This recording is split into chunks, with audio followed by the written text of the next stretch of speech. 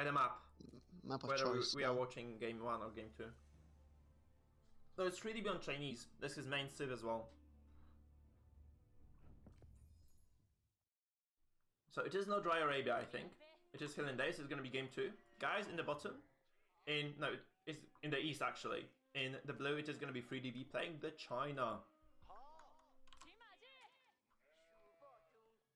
And in the red, west, we have wait, what's his name? XJDB. XJDB playing as the Holy Roman Empire.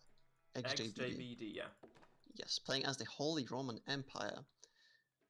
On the turtliest map of them all. This is where you turtle. This is where you just kind of try at least to turtle if possible, if your opponent allows you to. And it's going to be interesting. That's a really weird. Yeah, that's a really weird map for B, because look at that, the walling potential, and it's so weird. The whole front of his base is basically closed, right? There are only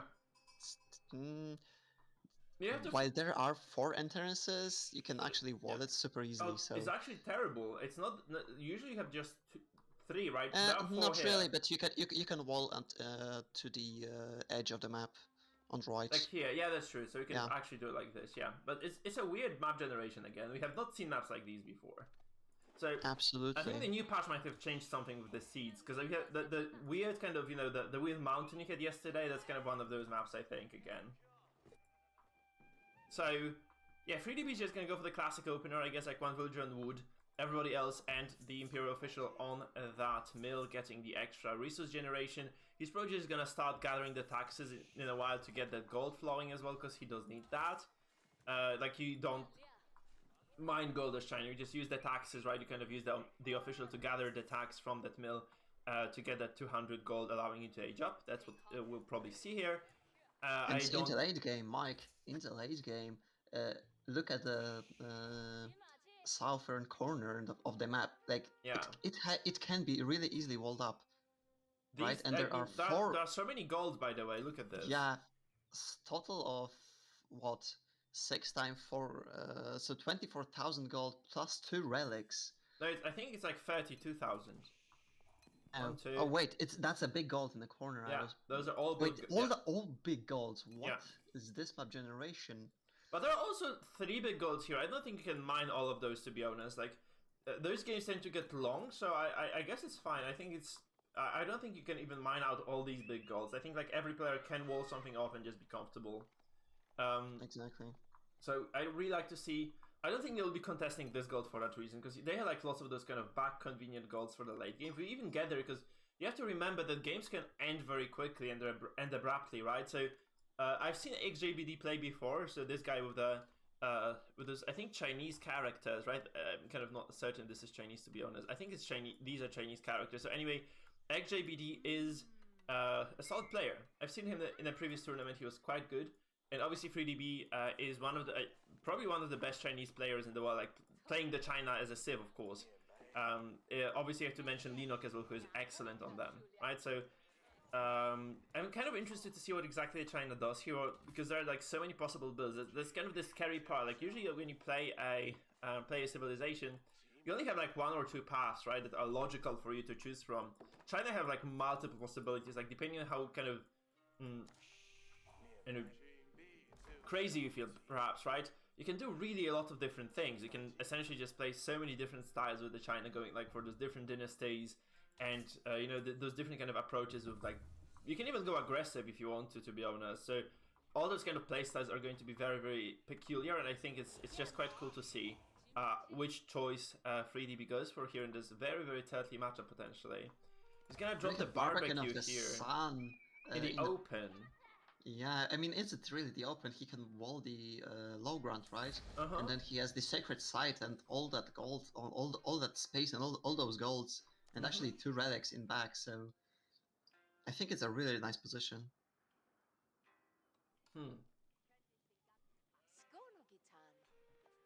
So the HRE are already in the feudal age, and that's just going to be probably a very, very fast castle as well, because they do want to get those relics. And I really don't know who wins the late game here? Because that's probably going to go for a while, right? I do assume this is going to be quite a late game match, and I do believe like I would favor the China here because they have like very strong artillery in the late game, and I'm not really sure that this can be matched by HRE. The thing is that when it comes to Imperial Age, I doubt that we're gonna see very, very late game. I think we're gonna see someone hit Imp, then instantly overwhelm the opponent, right? It has been like that in most games. So basically one of the players either losing to raids or just straight up not being able to handle the opponent's composition very well. So it really depends, right? Really depends on what those guys decide to do. Absolutely. It's gonna be... We're gonna probably see, if we go to the late game, we're gonna probably see like 1-2 cannons maybe. Yeah. And some Springles. Yeah, we shall see. Because of course, like I do think the Chinese Castle Age is stronger than HRE's, right? So that's kind of another point of contention. But I do think Chinese get there later because I think they do want to go for Song on the map like this because they do want to have like a solid economy. And there's also going to be... I thought that he was pulling villagers to stun, but I was wrong. Actually, he's not going to pull them to stun at all. He's actually going to go for some horsemen. He's going to try to raid a little bit as well. It's not going to be the triple TC Song. No. It's not a team game, okay? No, it's not triple TC Song, indeed.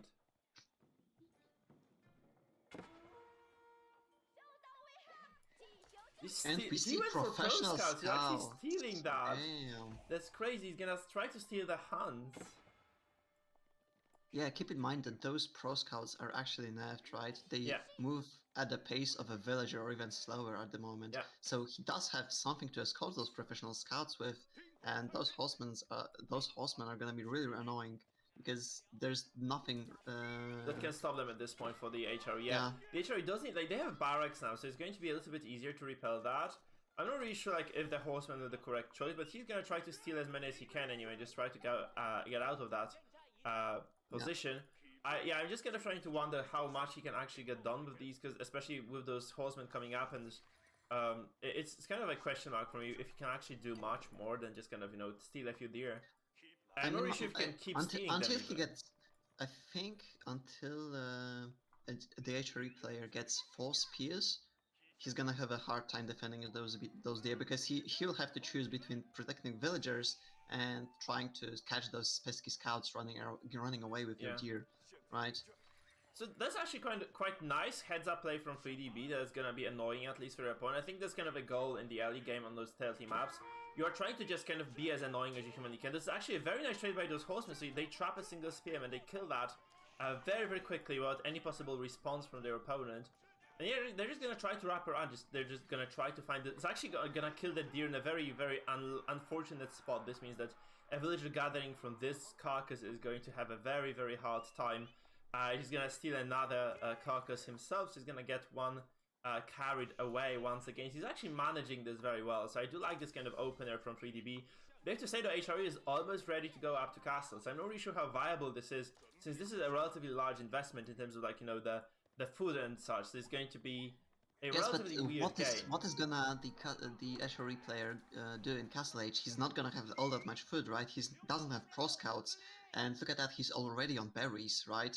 Yeah. He's gonna mine through those berries, because those are not the enchanted berries. I mean, they're not the Delhi or Abbasid berries, right? They're just regular berries.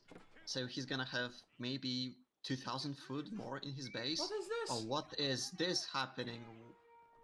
Oh, so that's actually a very, very bad fight. So he loses 2 horsemen from the get-go, though, because he does 3 now, because he just kind of wasn't watching. I think he was trying to kind of make this work somehow, which it obviously did not.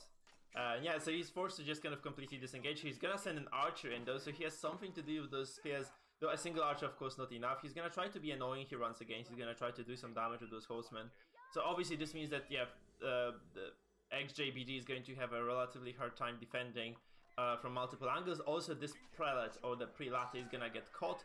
That's something that was not anticipated by XJDB. I think, oh, he's actually gonna be on time, so he's gonna be able to just defend this quite well. There are additional archers coming in. Of course, you can bolster the production of a single archery range to essentially like triple produce archers. It's like even better than the Council Hall of the English. So it's quite nice. Of course, he's gonna lose an archer. He very poor micro, I think, from 3DB. He could have definitely saved that if he were to manage the scouts maybe or something, right? It could have been done.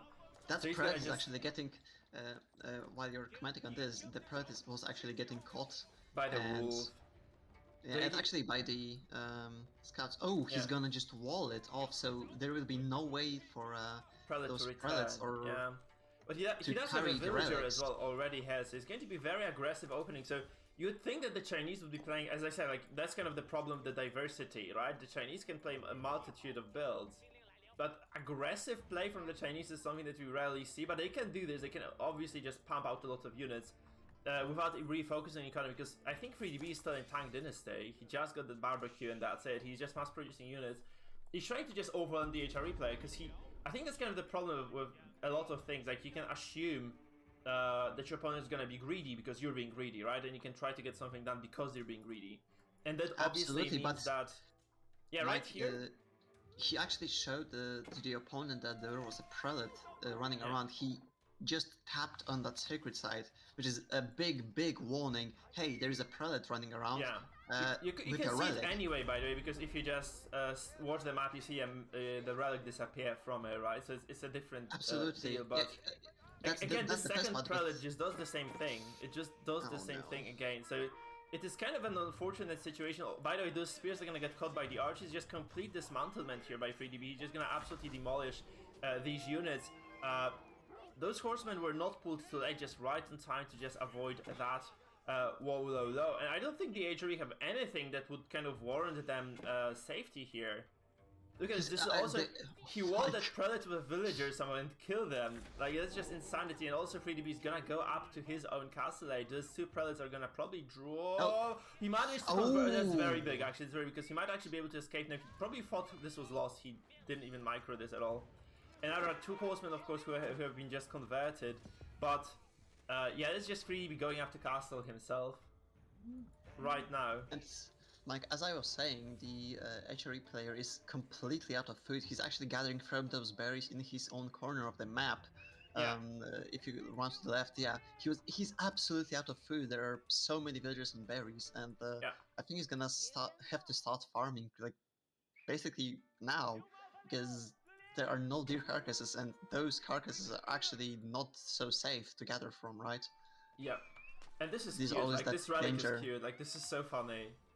Just kind of walled it off next to his opponent's base. He's actually gonna do it to every single relic on them. But those are two relics, by the way, he's gonna wall, so it's gonna be absolutely not possible to access them. So that's actually very bad traders, because he has like so many archers here and so many horsemen they can actually take on the knight. They do it very slowly, I have to say. That's not like the fastest death. That's like a death by 1,000 cuts, but it is a death nonetheless. And he's probably just gonna comfortably get those relics as well. It was a huge investment by the HRE, because the HRE do want to get something done right now. They want to get those relics back home to get the economy going, but they're just not able to do this. Like, the China have actually managed to wall off every single relic position right now. There's like one more remaining here on the map, and there's also this Chinese villager who is gonna get spotted by the horseman. The horseman is gonna just get on top of this. He's probably just going to deny at least this little possibility, but yeah, that is probably not gonna go for that too well for that Vil. It's just 6 hits, right? And that does die. 5 and 6 tap it is. So this one is going to be potentially open for the prelates, but they're just, you know, so many of them actually coming around to try and get something of them. It's looking so dire actually for the HRE play, because they're just getting absolutely demolished by this macro play by 3DB. And keep in mind that the HRE player has the Regni's Cathedral, right? Yeah. That is one of the choices, and right now he's not getting anything from it. He lost so many prelates from it that he's really in a big trouble. He's gonna have one relic, and that's about it. He has no map control. He has no way to essentially just, you know, get those prelates back to base. Even like they're just gonna keep dying. That's so brutal. So 3DB just, as I said, like he's just being annoying, but he's being so annoying that he does dismantle his opponent completely. This prelate is dead again. That's like, I think, that's just 5th GG. prelate? Yeah, that's terrible. Down. And I like now crossbow is coming out as well, so there's no way for the HRE player to defend this, and that's just all she wrote. And 3DB apparently I think he just wins this matchup, which is crazy. That was quite cool. Yeah. That was a very cool matchup actually. I do like it. It was very interesting. I really liked seeing the Chinese being the aggressor here. Yeah, it was very nice. Denying those resources. Actually, the he made the professional scouts not to gather. I mean, he made it to first of all bolster his own economy, but at the same time he didn't use it on his own deer first. He used it on the opponent's deer to take away their food income, right? Yeah. The estuary player was forced to take berries from the corner of the map, and basically when that thing ran out, there was no food income to make knights, because knights were like the only thing that he could do probably at that point. And once the crossbows came, yeah, it was just GG. over. It was just over then, yeah. So that's kind of the problem, right? So in terms of the bracket right now, we are essentially just kind of, we can go and watch somebody else play, I guess, right? I guess that's just how it is. We can probably just go and see how people are doing in those matchups, because we have to wait for everybody to go through to see how that is going. Missa managed to lose versus Happy Cat, so we could probably just go watch that. That might be an interesting game. There is also there's actually Vortex versus Eric. I think that could be cool. Yep. Let's just watch that. I think that would be interesting to see. Let's just see what the mainstream is watching, because that would obviously be kind of pointless. But I think the mainstream is gonna follow what they've been watching, either that or